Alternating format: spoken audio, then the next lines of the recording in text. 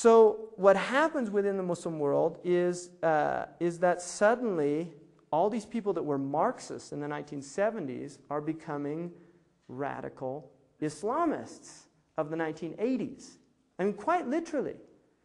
You know, and you change the vocabulary because it's very similar. Political slogans aren't that different. I mean, you could start shouting about freedom in Islam, well, you can shout about freedom as a communist, and not a whole lot of difference. And so what happens is you get a lot of young people coming into these movements, these political movements, that are basically emphasizing social justice.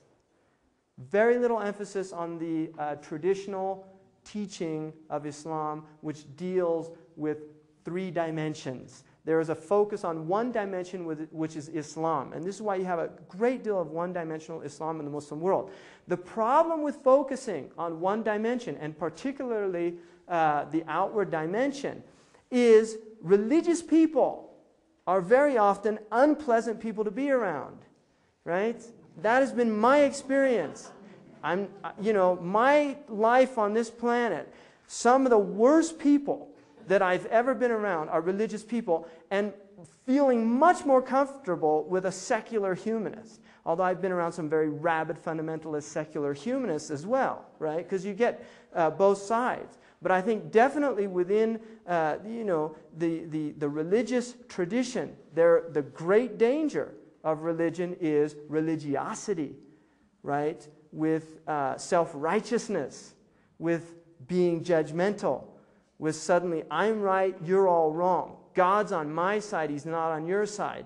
This is a real trap for any practitioner of a religious teaching. And it is certainly a trap within the Islamic tradition, just as it is in every other tradition. I don't sense in any way that it was the spirit of the Prophet Muhammad's teaching. You know, I'll give you an example of one of the tabi'een, second generation, to ask one of the Sahaba. He said, we had a woman who died amongst us who died without a mahram. And should we, in other words, she didn't have a relative. She was living alone. And he said, so should we wash her and bury her? And the man just said to her, you know, we didn't make things that difficult during the time of the Prophet sallallahu alaihi wasallam. In other words, bury the poor woman, you know, and give me a break, right? In other words, what happens is the spirit of the law gets lost with the letter of the law. And Islam is a tradition that really is trying to unify the idea of the spirit of the law and the letter of the law. That you cannot have one without the other. If there's too much justice, you end up with wrath. If there's too much mercy, you end up with a type of social chaos.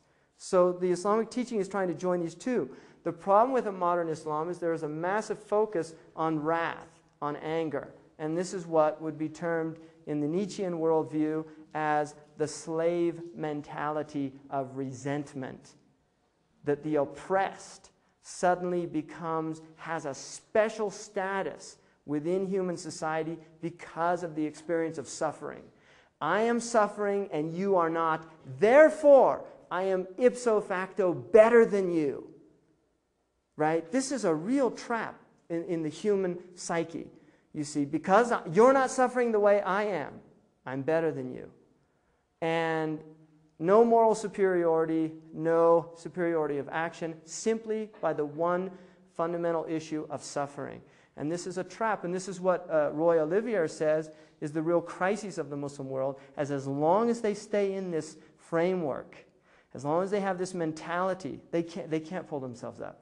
It's a completely disempowering condition to be in, you see.